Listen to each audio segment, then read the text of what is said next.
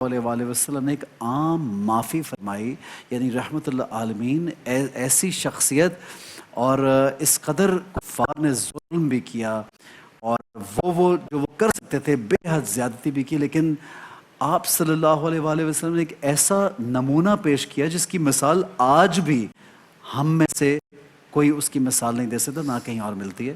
جی بسم اللہ۔ بسم اللہ والحمد للہ والصلاة والسلام علی رسول اللہ۔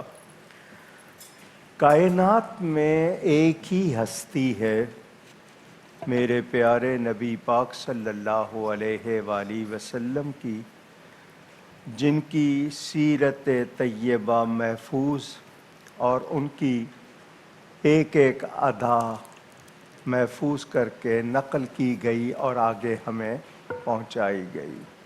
کائنات میں کوئی اور ایسی ہستی نہیں، اور یہ وہ ہستی ہیں کہ ان کے لیے پروٹوکول بھی خود ہمارے رب تعالی نے تعلیم فرمایا ہے۔ یہی وہ ہستی ہیں جن کو قرآن نے ہمارے لیے بہترین نمونہ قرار دیا ہے۔ اب اس فتح مکہ کا جو واقعہ ہے، اگر اس کی تفصیل تو وہ اتنا وقت نہیں ہوگا، مگر ایک تو قرآن نے اس کو فتح مبین کہا، ایک بات، نبی پاک نے اپنا وطن واپس لیا، یہ دوسرا پیغام۔ تیسری بات یہ کہ پوری کائنات میں مثال نہیں ہوگی کہ خون کی ایک چھینٹ نہیں گری اور مکہ فتح ہو گیا۔ سبحان اللہ، کیا بات ہے، کیا بات۔ اچھا، اسٹریٹجی کیسے بنائی جاتی ہے، خفیہ سفر کیسے کیا جاتا ہے، جی ہاں، اس کی بھی ہمیں تعلیم مل گئی۔ بالکل ہے، اچھا، وہ لوگ جنہوں نے ظلم ڈھانے میں کوئی کسر نہیں رکھی تھی، عرصہ حیات جس کو کہتے ہیں نا، جینا مشکل کر دیا تھا، وہ سامنے تھے۔ اچھا، نبی فاتح بن کر تشریف لا رہے ہیں، مکہ میں داخل ہو رہے ہیں، مگر فخر و غرور نہیں ہے، عاجزی اور انکساری ہے۔ واہ کیا بات ہے، یعنی آپ سواری پر اس طرح سر جھکائے ہوئے ہیں کہ وہ اونٹ کی جو کوہان ہے اس سے آپ کا سر انور لگ رہا ہے۔ واہ، ہمارے ہاں تو لوگ دھمال ڈالنا اور ہلا گلا کرنا، وہ بھی نبی نے اچھا، جب سامنے آئے لوگ تو گرجتی ہوئی آواز میں، تم جانتے ہو تم نے اور تمہارے لوگوں نے میرے اور میرے صحابہ کے ساتھ کیا کیا؟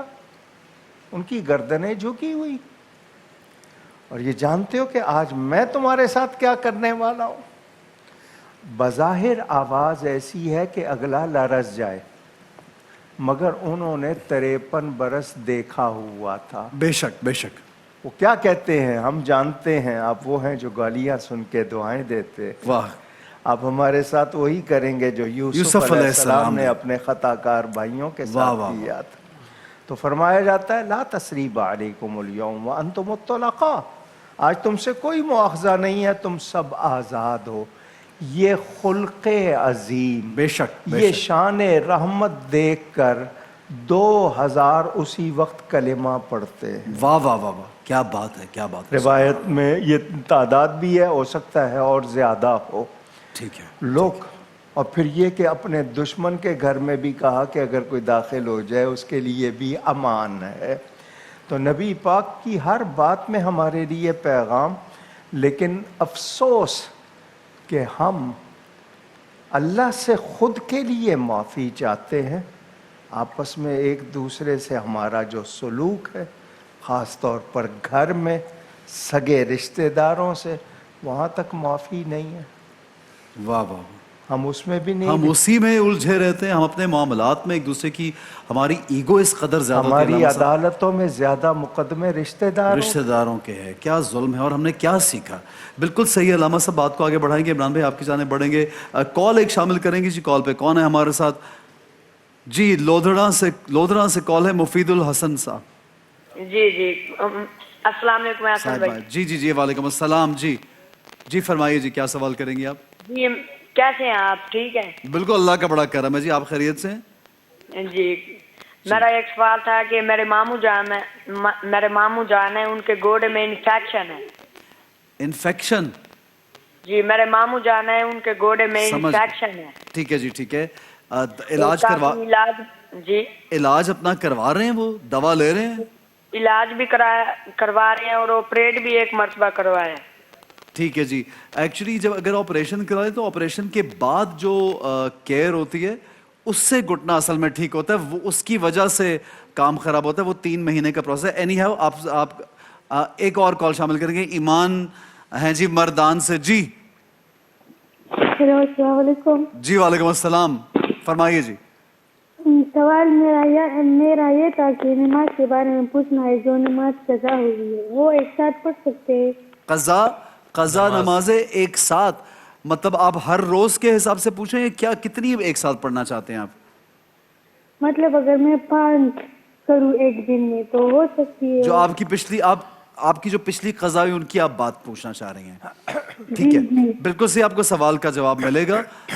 عمران بھائی, کلیانی بھائی, پہلے میں چاہوں گا کہ ان کو جو انفیکشن یا جو گھٹنے کا وہ ہے عارضہ, اس کے لیے کوئی بتا دیجئے. لیکن یہ لوگوں کو تھوڑا یہ بھی کلیئر کرنا ہے کہ جو آپریشن کے بعد جو پوسٹ کیئر ہوتی ہے وہ بہت ضروری ہے. اگر وہ صحیح نہ ہو اور ایکسرسائز نہ ہو تو زیادہ انفیکشن ڈیولپ ہوتی ہے. لیکن پڑھنے کے لیے ضرور دیجیے گا پلیز. بسم اللہ الرحمن الرحیم. یہ ڈیٹیل تو احسن نے بتا دی کہ جو اس کی کیئر کرنی ہے وہ تو مسٹ ہے, کیونکہ ہر چیز ہیل اپ ہونے میں تھوڑا ٹائم درکار ہوتا ہے. لیکن پڑھنے کے لحاظ سے سورہ قیامہ کی شروع کی 4-5 آیتیں ہیں. لا اقسم بالقیامہ ولا اقسم بالنفس اللوامہ ایحسب الانسان ان لن نجمع عظامہ بلا قادرین علی ان نسوی بنانہ. یہاں تک یہ آیتیں, یہ اسی نیت سے آپ 41 مرتبہ پڑھ کر خود وہ پڑھ لیں جو پیشنٹ ہیں, یا ان کے گھر میں کوئی بھی پڑھ لے, پڑھ کے ان پہ کسی بھی وقت دم کر دیا کریں, چاہے تو پانی میں دم کر کے پلا بھی دیا کریں. اللہ تعالیٰ اس کی برکت سے ان کو انشاءاللہ شفا اور تندرستی عطا فرمائیں گے. باقی قضا نماز کا جو سوال کا جواب ہے علماء کرام دیں گے. بس ایک چھوٹی سی بات یہاں میں اس میں ایڈ کرنا چاہوں گا شروع میں, کہ قضا نماز کے بارے میں کانفلکٹ اکثر یہ پھیلایا جاتا ہے کہ جو نمازیں ہماری ماضی میں کبھی 1 سال 2 سال 3 سال پہلے کی ہیں, 10 سال کی ہیں, ان کی قضا نہیں ہے. تو ایسا نہیں ہے.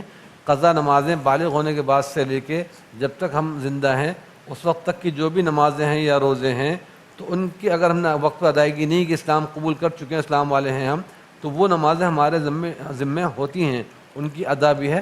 بہت سے لوگ اس کو بالکل صاف منع کر دیتے ہیں کہ جب آپ توبہ کر لیں تو آپ کی ماضی کی نمازیں ساری معاف ہیں, ان کی قضا ضروری نہیں ہے. تو قضاء الفوائد کے نام سے پورے فقہاء نے, علماء نے چیپٹر قائم کیے ہیں, تو ان کا ادا کرنا ضروری ہے. باقی ڈیٹیل حضرات علماء کرام بتا دیں گے. ٹھیک ہے جی, صحیح. عمران بھائی ایسے ہے کہ جی وہ جو یہ تو ٹھیک ہے کہ قضا پڑھنی جی ہے. جی جی جی لوگوں میں ایک بات مشہور ہے کہ جمعۃ الوداع میں 2 یا 4 رکعت پڑھی جائے جی, تو قضائے عمری اچھا جس کو معاف کہتے ہیں, ہو اکثر جاتی کہتے ہے. ہیں. جی ہاں, جی ہاں. ایسی کوئی بات نہیں. اچھا ٹھیک ہے, ٹھیک کہ ہے. 2 رکعتیں پڑھنے یا 4 اچھا, سے قضائے عمری ایسی کوئی چیز نہیں, آپ ایسی یہ کوئی کہہ رہے ہیں. چیز. ٹھیک ہے. باقی یہ کہ ہر نماز کے ساتھ بھی وہ قضا پڑھ سکتا ہے. ٹھیک ہے, یہ بھی ہے. اکٹھی پورے دن کی 5 ایک وقت میں پڑھ سکتا ٹھیک ہے. اگر ایک دن میں وہ 10 دن کی قضا کرنا چاہے تب بھی پڑھ سکتا ہے. بالکل صحیح ہو گیا.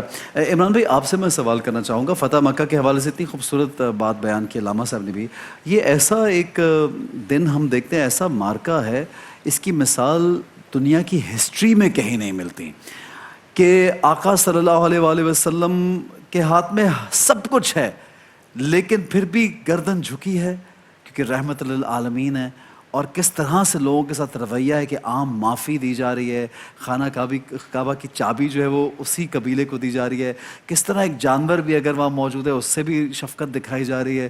تو یہ بڑا ایک ایسا فلسفہ ہے جو دنیا میں کہیں اس کی مثال نہیں ملتی. تو کیا کہیں گے آپ اس کے بارے میں؟ بسم اللہ الرحمن الرحیم.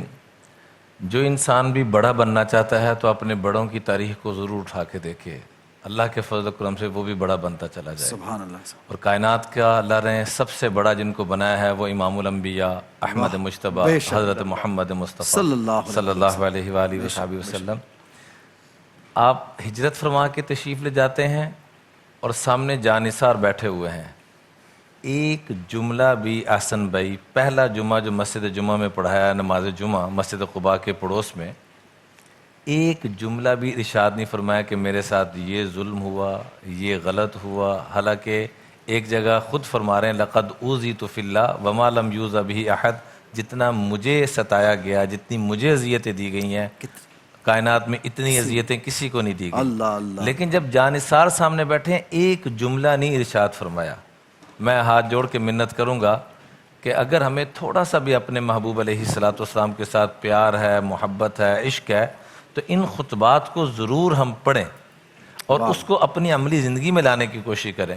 ایسے جب فتح مکہ میں داخل ہو رہے ہیں، جیسے آپ نے فرمایا کہ پوری قدرت ہے، طاقت ہے، صحابہ ساتھ ہیں، جانثار ساتھ ہیں، 10,000 صحابہ ساتھ ہیں، اور عجز و انکساری کا جیسے علامہ صاحب نے بھی فرمایا کہ صورتحال یہ تھی کہ زبان اقدس پہ یہ الفاظ ہیں: الحمدللہ وحدہ وہزم الاحزاب وحدہ ونصر عبدہ وانجز وعدہ. تمام تعریفیں اس مالک کے لیے ہیں جس نے اپنے وعدوں کو پورا کیا، اپنے بندے کی مدد فرمائی اور ہمیں فتح اور نصرت عطا فرمائی. اور کوہان کے ساتھ آپ کا سر مبارک لگ رہا ہے اور سب کو معاف کرتے جا رہے ہیں. لا تثریب علیکم اليوم، جیسے سیدنا یوسف علیہ السلام اپنے بھائیوں کو قدرت کے باوجود معاف کر رہے ہیں، یہاں بھی ساری قدرت کاملہ کے باوجود معاف کیا جا رہا ہے، درگزر کیا جا رہا ہے. اور یہ سبق دیا جا رہا ہے کہ ان من اقربکم الی مجلسا یوم القیامت احاسنکم اخلاقا. جو میرے قدموں کے سب سے زیادہ قریب آنا چاہتا ہے وہ درگزر کرنا شروع کر دے. سبحان اللہ. وہ اچھے اخلاق اپنانا شروع کر دے. کیا بات وہ معاف کرنا شروع کر دے. اللہ اس کے سارے گناہوں کو معاف کر دیں گے.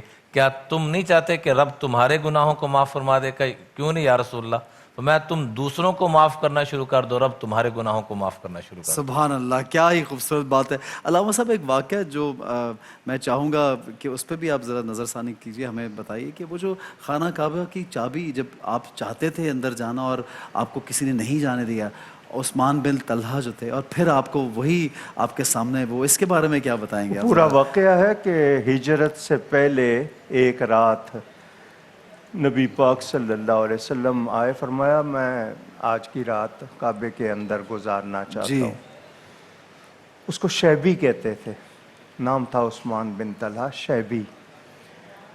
اس نے کہا جی میں مکہ کے ہر شخص کے لیے کھول دوں گا، آپ کے لیے نہیں کھولوں گا. اللہ اکبر. کیوں؟ کیا میں مکہ کا شیبی نہیں ہوں؟ اس نے کہا جی آپ ہمارے خداؤں کو جھوٹا کہتے ہیں، ہمیں یہ برداشت نہیں. اللہ اللہ. اس نے جس طرح نخوت کا اظہار ہوتا ہے، جی حضور صلی اللہ علیہ وسلم نے فرمایا شیبی ایک دن آئے گا، جہاں تو کھڑا ہے یہیں تو کھڑا ہوگا، جہاں میں کھڑا ہوں اسی جگہ میں کھڑا ہوں گا. واہ واہ. مگر اس دن تیری حالت ایک مجرم کی سی ہوگی، سبحان اور اللہ. کعبے کی چابیاں میرے ہاتھ میں ہوں گی. واہ. اس نے جیسے کہتے ہیں نہیں ایسا کچھ نہیں ہوگا، یہ آپ کا خیال ہے. حضور صلی اللہ علیہ وسلم حتیم میں تشریف لے گئے، کعبے کا وہ حصہ جس پر عمارت نہیں ہے، چھت نہیں ہے. بالکل جی. یہ ہمارے لیے انعام ہے. جی ہاں کہ وہاں جا کے نوافل. جی الحمدللہ. وہ اس کے اندر جانا، کعبے کے اندر جانے کے جانا ہے. جی بالکل بالکل. جب سرکار تشریف لائے، گونج ہو گئی کہ مکہ فتح ہو گیا. اس کو بھی پتہ چل گیا شیبی کو. یہ دوڑا ہوا آیا اور آ کے اسی جگہ کھڑا ہوا، اور آ کر اس نے چابیاں حضور کی طرف پھینک دیں. ایک صحابی نے اٹھا کے نبی پاک صلی اللہ علیہ وسلم کو دے دیں. اب یہ سر جھکائے مجرموں کی طرح کھڑا ہے. حضور فرماتے ہیں شیبی وہ رات یاد ہے؟ اس کا سر جھکا ہوا ہے. دیکھ کعبے کی چابیاں میرے ہاتھ میں ہیں. تو وہ گویا یہ کہہ رہا ہے کہ جی جو آپ کہتے ہیں ہوتا تو وہی ہے، آپ کی بات تو پوری ہو کے رہتی ہے. حضور صلی اللہ علیہ وسلم نے فرمایا بتا تیرے ساتھ کیا سلوک کروں. وہ پھر سر جھکائے کھڑا.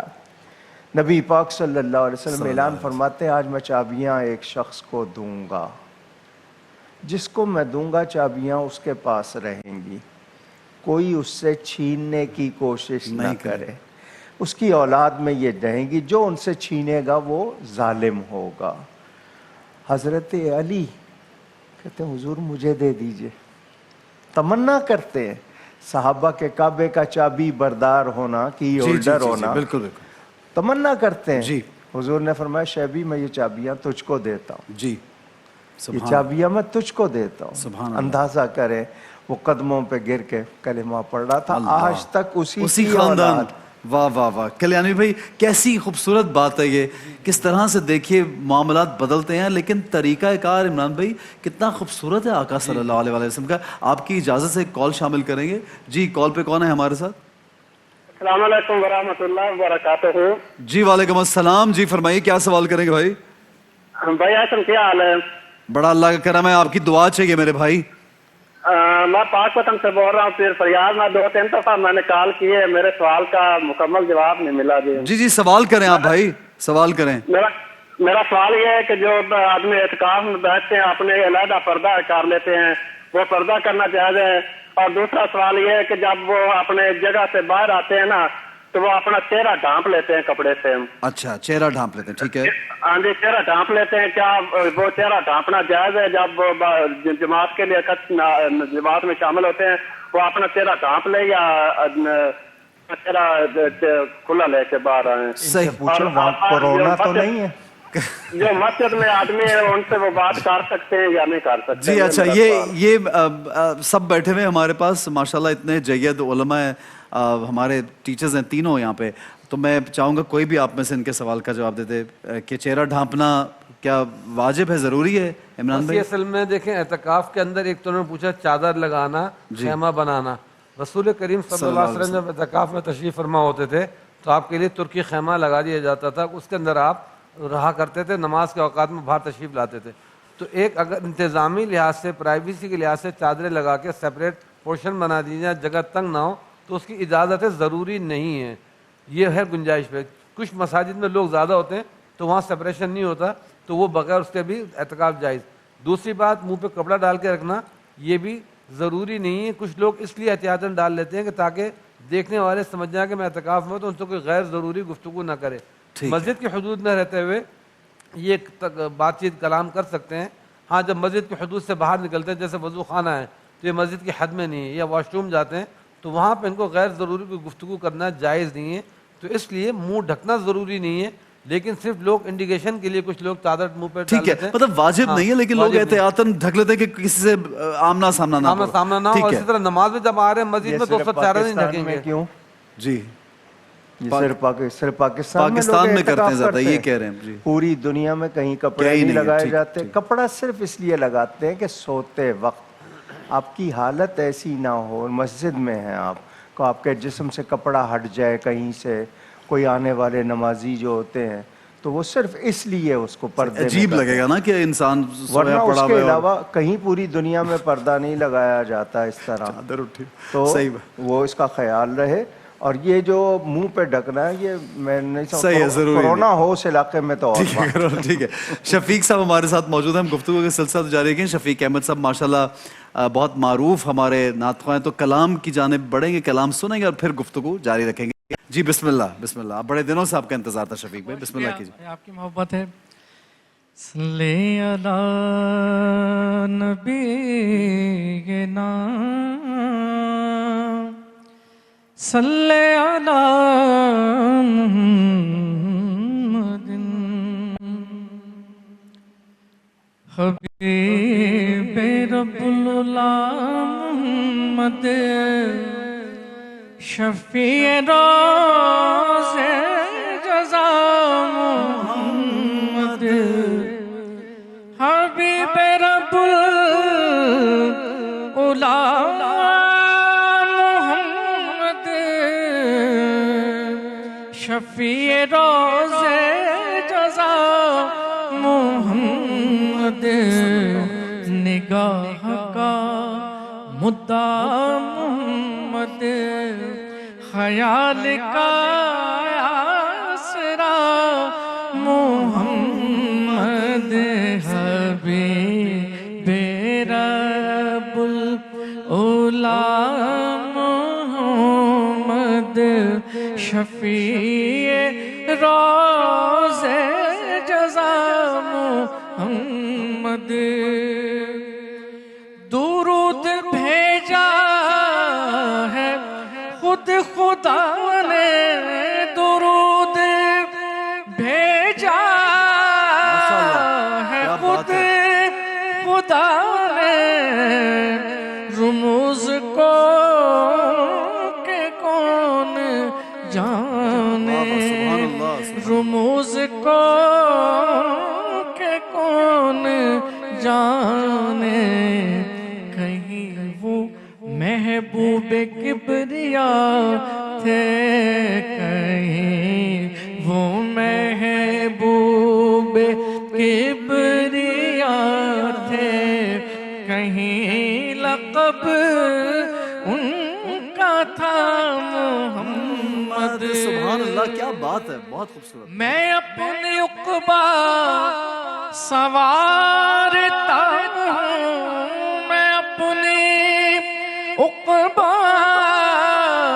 سوارتا ہوں، انہی کو پہ ہم پکارتا ہوں، میری زباں پر ہے یا حبیبی، میری زباں پر ہے یا حبیبی، میرا وظیفہ ہے یا محمد۔ سبحان اللہ، کیا بات ہے، کیا بات ہے، ماشاءاللہ۔ اسی تمنا میں جی رہا ہوں، میں اسی تمنا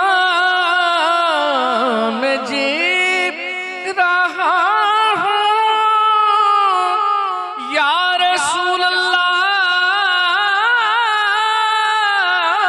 اسی تمنا میں جی رہا ہوں، کہ جا کے روزے کی جالیوں پر سناؤں حال دلی میں ان کو، سناؤں حال دلی میں اپنا، اور سنے میرا ماجرا محمد۔ ہے بارے اسیاں صبا کے سر پر، ہے بارے اسیاں صبا کے سر پر، نہ کوئی ساتھی نہ کوئی یاور، قدم لرزتے ہیں روز محشر، قدم لرزتے ہیں روز محشر، سنبھالیے آقا یا محمد، حبیب رب الغلام محمد، شفیع روز جزا محمد۔ سبحان اللہ، سبحان اللہ۔ شفیق بھائی بہت خوبصورت انداز، ماشاءاللہ، بہت خوبصورت، بہت خوبصورت، جزاک اللہ، خوش رہیے۔ اور یہ ذکر ایسا ہے، یہ کلام ایسا ہے کہ انسان جب سنتا ہے تو واقعتاً انسان کا دل جو ہے وہ ایک رکت طاری ہو جاتی ہے۔ علامہ صاحب، فتح مکہ کے حوالے سے آپ سے بھی، عمران بھائی آپ سے بھی میں یہی سوال پوچھنا چاہوں گا کہ ایسے لوگ بھی موجود تھے جنہوں نے ساری زندگی اپنی دین اسلام کے خلاف بات کی، تکذیب کی دین اسلام کی، اور آپ صلی اللہ علیہ وآلہ وسلم کو جھٹلایا بھی۔ اس کے باوجود جب آپ وہاں پہنچے اور آپ نے جو اعلان کیا تو یہ کیا مثال ہے۔ اور آپ دیکھیے کہ پناہ لینے کو بھی یہ کہا کہ وہ محفوظ ہے جو ابو سفیان کے گھر میں جو پناہ لیں گے۔ ایسا کیوں کیا عمران بھائی، یہ بتائیے آپ۔ تقریباً 10 کے قریب لوگ تھے جن کے بارے میں یہ اعلان فرمایا تھا کہ ان کو قتل کر دیا جائے، ان میں سے بھی اکثریت کو معاف کر دیا گیا، یعنی 6 کے قریب کو معاف کر دیا گیا۔ یعنی یہ بتایا گیا کہ معاف کرنے سے جو انسان حکومت کر سکتا ہے اور عزت حاصل کر سکتا ہے، وہ بدلہ لینے سے انسان وہ نہیں کر سکتا۔ ہاں، شریعت کا جہاں حکم ہے کہ قصاص لینا ہے یا اس بندے کو مارنا ضروری، یہ فتنے کا ذریعہ ہے، تو اس کو مارنا بھی خیر کا ہی ذریعہ ہے۔ وَلَكُمْ فِي الْقِصَاصِ حَيَّةٌ۔ لیکن یہاں رحمت للعالمین کے اللہ پاک ساری رہنمائی فرما رہے ہیں کہ کس کو چھوڑنا، کس کو رکھنا، کیا بہتری ہے۔ لیکن اوورال ہمیں جو پیغام دیا جا رہا ہے وہ امن کا پیغام دیا جا رہا ہے۔ ایک صحابی جن کے ہاتھ میں جھنڈا تھا، انہوں نے غلطی سے یہ جملہ کہہ دیا، الیوم یوم الملحمہ، آج بدلہ لینے کا دن ہے تو جھنڈا واپس لیا ان سے اس بات پر صرف، سبحان اللہ، اور واپس لے کے کیا جملہ نکلوایا، کیا عام کروایا، الیوم یوم المرحمہ، آج تو رحمت کرنے کا دن ہے، شفقت کا دن ہے، پیار کرنے کا دن ہے، معاف کرنے کا دن ہے، تو سب کو معاف کر کے، حتیٰ کہ حضرت زینب رضی اللہ تعالیٰ جب ہجرت فرما رہی تھی تو ان کے پیٹ میں جس شخص نے برچھا مارا اس کو بھی معاف کر دیا، اس کو بھی معاف کر دیا۔ اندازہ کریں کہ اللہ اکبر۔ میری اپنی، میں آپ کو اپنی گھر کی بات بتاؤں کہ میری بیٹی کو صرف 2 سٹچ لگنے تھے ادھر، اور وہ میں 2 سٹچ نہیں دیکھ سکا اس کا۔ ایک صاحبزادی جو آپ صلی اللہ علیہ وسلم کی، اب ان کی بات کر رہے ہیں، جی جی حضرت زینب، جی حضرت زینب کی سب سے بڑی جو بیٹی تھی، جب ہجرت فرما رہی تھی جی تو ان کو نیزہ مارا گیا، جس کا زخم ان کو کافی دیر چلتا رہا وہ معاملہ،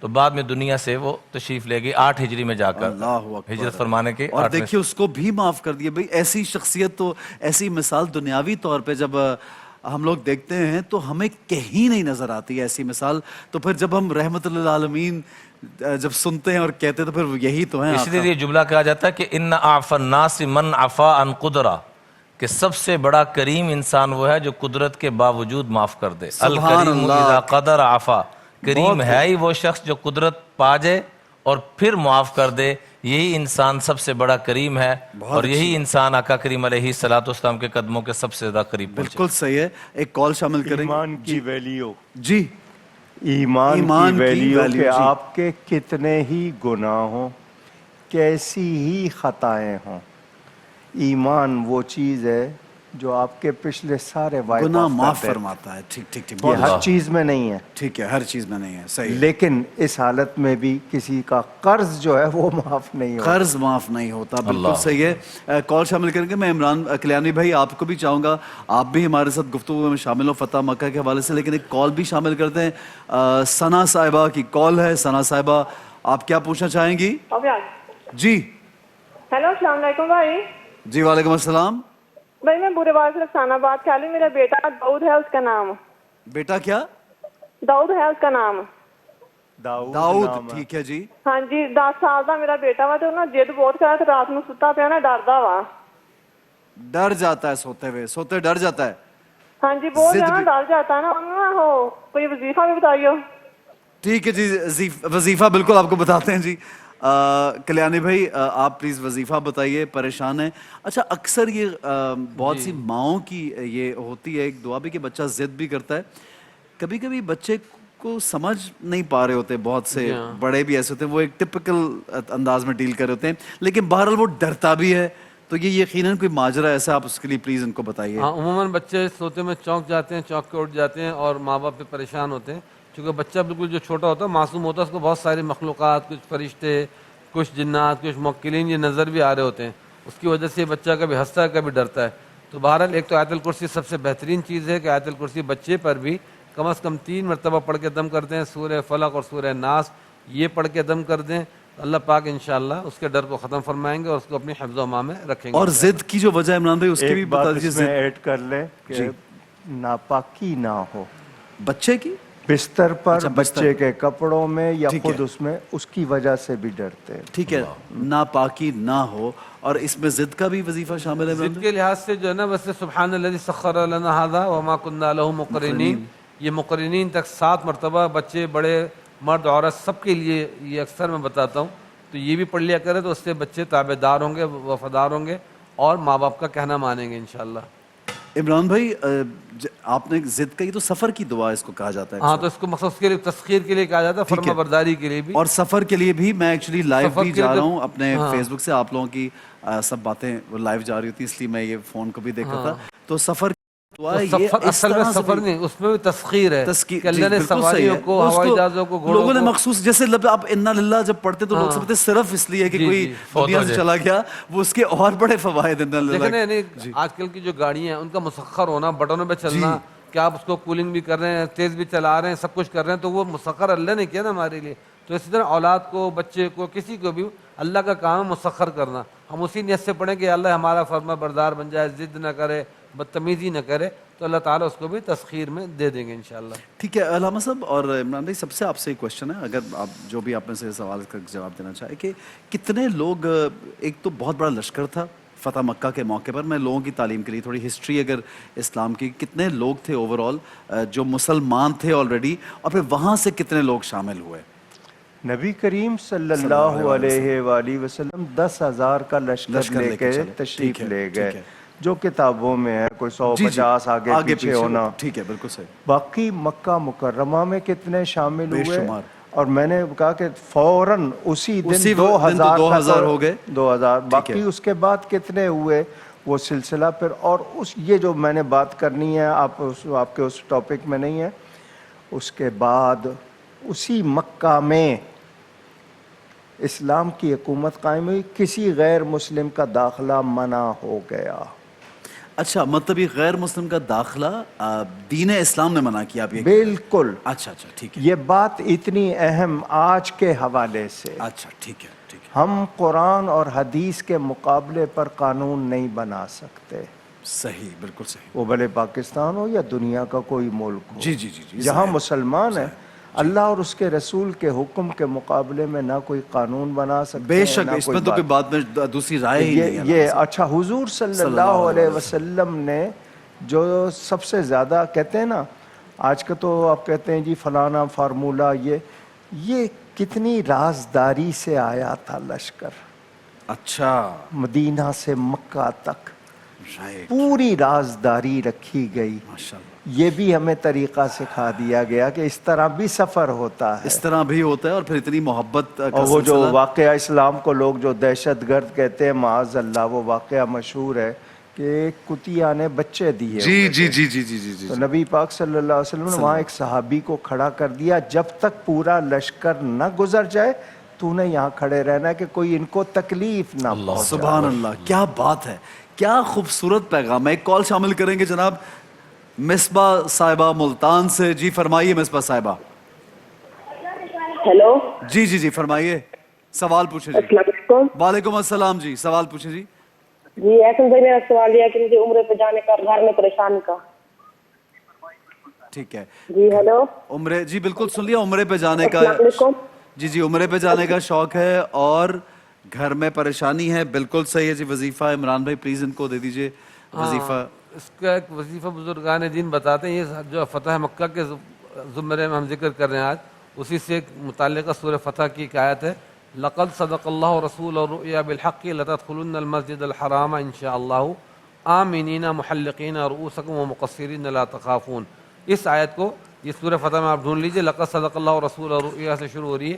اس کو 7 مرتبہ 11 مرتبہ 21 مرتبہ جتنا بھی ڈیلی کسی بھی وقت آپ پڑھ لیا کریں اسی نیت سے, عمرے کی نیت سے. اور بعض تجربات کے جو بنیاد پر, کوئی مسنون نہیں بلکہ تجربات کی بنیاد پر, کچھ بزرگان دین فرماتے ہیں کہ اذان کے بعد کی دعا پڑھ کر, رسول پاک پہ درود شریف پڑھ کر اور اذان کی پوری دعا پڑھ کے 1 دفعہ یا 3 دفعہ لبیک اللہم لبیک اس نیت سے پڑھنے کے اللہ تعالیٰ حرمین کی حاضری نصیب فرما دے, تو انشاءاللہ آپ کو وہاں کی حاضری ہوگی. اور فتح مکہ کے حوالے سے ایک بات میں چھوٹی سی یہاں پہ تھوڑا سا ایڈ کرنا چاہوں گا کہ آپ جو کہہ رہے تھے کہ حضور پاک صلی اللہ علیہ وسلم نے دشمنوں کو کچھ گھروں کو کہہ دیا کہ جو اس میں داخل ہو جائے گا تو اس کو بھی امان ہے. تو ان میں سر فہرست حضرت ابو سفیان رضی اللہ تعالیٰ عنہ تھے, اس وقت تک وہ اسلام قبول نہیں کیا تھا, اور ان کی اہلیہ شدید ترین اسلام کے دشمن تھی, جنہوں نے حضرت امیر حمزہ رضی اللہ تعالیٰ عنہ کا کلیجہ چبا لیا تھا. تو اس موقع پر اللہ پاک نے ان کی اس, یعنی آپ صلی اللہ علیہ وسلم کی طرف سے پیشکش ہوئی, ان کے دل میں نرم گوشہ پیدا ہوا اور وہ اسلام سے متاثر ہوئے, اور انہوں نے حضرت ہند کو سمجھایا کہ دیکھو یہ جو قافلہ آ رہا ہے یہ میں دیکھ رہا ہوں, اس کے پیچھے اللہ کی مدد شامل ہے, ہمیں بھی اس مذہب میں داخل ہو جانا چاہیے. بہرحال وہ ماشاءاللہ دونوں میاں بیوی داخل ہوئے, اور پھر اللہ تعالیٰ نے ان سے جو کام لیا, ان کی اولاد سے حضرت امیر معاویہ رضی اللہ تعالیٰ عنہ کے 60 لاکھ مربع میل سمجھے ان کے ذریعے سے اللہ تعالیٰ نے دین اسلام کو دنیا میں پھیلایا, اور وہ کاتبین وحی میں شامل ہوئے. تو جو ان کے گھر میں داخل ہوا سے مطلب یہ تھا کہ مقصد اللہ پاک نے جس کو کام لینا ہو تو اس میں بنی امیہ سے بھی جو اللہ نے دین کا کام لیا, اور اسی طرح رسول پاک صلی اللہ علیہ وسلم خلفاء راشدین خلفاء اربعہ ان سے جو دین اسلام آگے تک پھیلا. تو آپ نے چھوٹے چھوٹے اس طرح کے بظاہر جو بہت چھوٹے سے اسٹیپس تھے وہ دے کے لوگوں کے دل خریدے اور ان کو دل کے ساتھ اسلام میں داخل کیا. اور پھر وہی لوگ اسلام کے جو خطرناک دشمن تھے, حضرت ہند کا کہنا ہے جب اسلام قبول کیا انہوں نے کہ آج سے پہلے روئے زمین پر سب سے بدترین معاذ اللہ ثم معاذ اللہ اگر کوئی شخص تھا کسی کا چہرہ تھا تو وہ آپ تھے. اور اب اس کلمے کو پڑھنے کے بعد لا الہ الا اللہ محمد رسول اللہ کہنے کے بعد اگر دنیا میں کوئی محبوب ترین اور پیارا چہرہ ہے سب سے زیادہ تو وہ آپ کا ہی چہرہ مبارک ہے کہ آپ سے زیادہ کسی کو محبت نہیں مجھے. بالکل صحیح ہے. میں عمران بھائی آپ سے بھی جاتے جاتے کیونکہ چونکہ ہمیں آگے بڑھنا ہے بریک کی جانب اور کلام کی جانب بڑھنا ہے, اعتکاف کے حوالے سے جو حکم ہے اس کے بارے میں ضرور بتائیے گا, اور آج کے نوجوان کو کتنا ضروری ہے اعتکاف پر بیٹھنا ایک فوکس ڈیولپ کرنے کے لیے, اور فتح مکہ سے بھی ہمیں کیا سیکھنا ہے, یہ ایک پیغام دے دیجیے پلیز. حدیث پاک میں آتا ہے من اعتکف یوما ابتغاء وجہ اللہ ابعدہ اللہ بینہ وبین النار ثلاث خنادق. جو ایک دن کے لیے اللہ کی رضا کے لیے اعتکاف میں بیٹھتا ہے اس کے درمیان اور جہنم کے درمیان 3 خندقوں کا فاصلہ ہو جاتا سبحان ہے, اللہ. جس کا ایک اور دوسری کے درمیان جو فاصلہ ہے وہ زمین آسمان سے بھی زیادہ ہے. دوسری جگہ فرمایا المعتکف هو یعتکف الذنوب, اعتکاف میں بیٹھنے والا تمام گناہوں سے بچا رہتا ہے. وَيُجْرَى لَهُ مِنَ الْحَسَنَاتِ كَعَامِلِ الْحَسَنَاتِ كُلِّهَا, تمام نیکیاں جو وہ باہر رہ کے کر رہا تھا ان میں سے اب تو کوئی بھی نہیں کر رہا, لیکن یہاں بیٹھ کر بھی اللہ تعالیٰ وہ ساری نیکیاں اس کو عطا فرماتا ہے. سبحان اللہ. نکل جائے دم تیرے قدموں کے نیچے, یہی دل کی حسرت یہی آرزو ہے. آج ہمارا نوجوان انزائٹی میں بہت زیادہ چلا گیا ہے. جی ہاں جی ہاں جی. اب اس سے نکلنا چاہتے ہیں, رب سے کنیکشن جوڑیں گے. اللہ کی قسم اٹھا کے کہتا ہوں اللہ ان انزائٹیوں کو, ان ٹینشنوں کو, ان مصیبتوں کو, پریشانیوں کو ختم فرمائیں گے, کیونکہ یہ جو دل ہے یہ سوائے اللہ کی محبت کے اور کسی چیز سے پر نہیں ہو سکتا. جیسے سادہ پانی لے لیں اور اس میں چینی نہ ڈالیں, اس کو ہلاتے رہیں وہ کبھی میٹھا نہیں ہوگا. ایسی رب کے در کو چھوڑ کر ہم سکون لینا چاہیں, کچھ بھی کر لیں, اللہ کی قسم سکون نہیں ملے گا. الا بذکر اللہ تطمئن القلوب. تو ذکر سے مراد خالی تسبیح پھیرنا نہیں بلکہ دل کو پھیرنا ہے. واہ واہ کیا بات ہے. ذکر سے مراد خالی یہ نہیں کہ میں بھی تسبیح پڑھ رہا ہوں آپ بھی تسبیح پڑھ رہے ہیں, یہ نہیں ہے. یہ ہم میں سے ہر ایک تسبیح پڑھتا ہے. اس کے ساتھ ساتھ دل کو پھیرنا اصل ہے کہ کیا ہمارا دل پھر رہا ہے کہ نہیں. اللہ تعالیٰ ہمیں دلوں کو پھیرنے کی توفیق عطا فرمائے. اور آقا کریم علیہ الصلوۃ والسلام نے جس ذکر کا حکم دیا ہے اس کی طرف ہمیں آنے کے اللہ تعالیٰ توفیق عطا فرمائے, تاکہ ہم اپنے آپ کو وقت ضائع کیے بغیر اپنے جی ماشاءاللہ اعمال کی طرف لائیں. جی ماشاءاللہ, بہت شکریہ علامہ صاحب. جزاک اللہ. وقت کی کچھ کمی ہے تو اس لیے بریک کی طرف جانے پڑنا. آپ کی اجازت کے ساتھ بہت شکریہ علامہ صاحب آپ کا, عمران بھائی آپ کا شکریہ, کلیانی بھائی آپ کا بہت شکریہ. بسم اللہ کریں گے, آپ کے کلام کو سنتے سنتے ہم بریک کی جانے پڑیں گے. یا رسول اللہ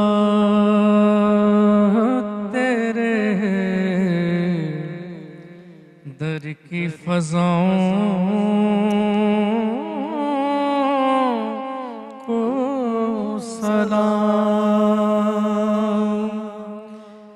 گنبد خضرا کی ٹھنڈی ٹھنڈی چھاؤں کو سلام. والہانہ جو طواف روضہ اقدس کرے,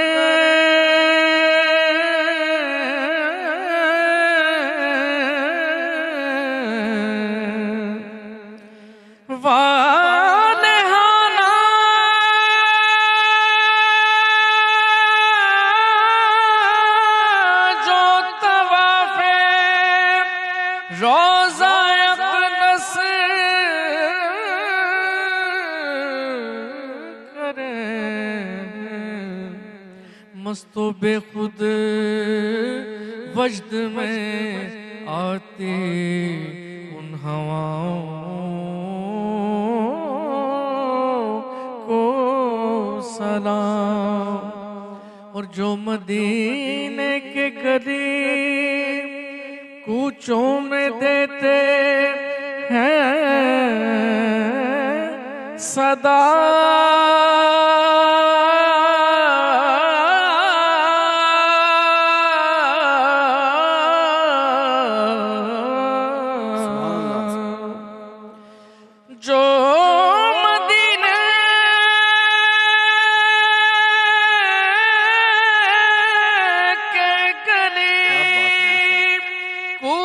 میں دیتے